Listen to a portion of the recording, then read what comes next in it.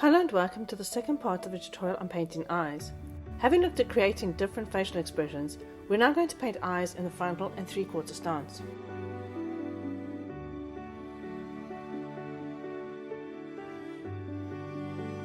Starting with the first grapsimo, which forms the foundation for the rest, we take some Mars Red,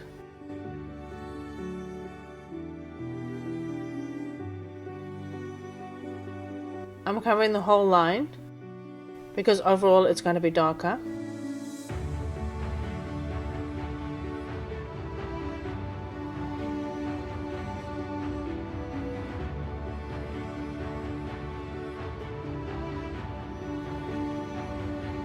And we're going to go over the broadest part. And we paint the pupil.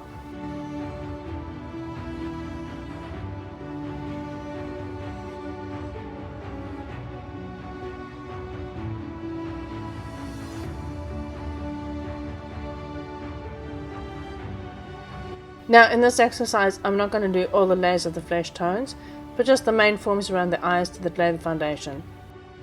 And on this side the light also comes from this side. And gently blend into the proplasmos.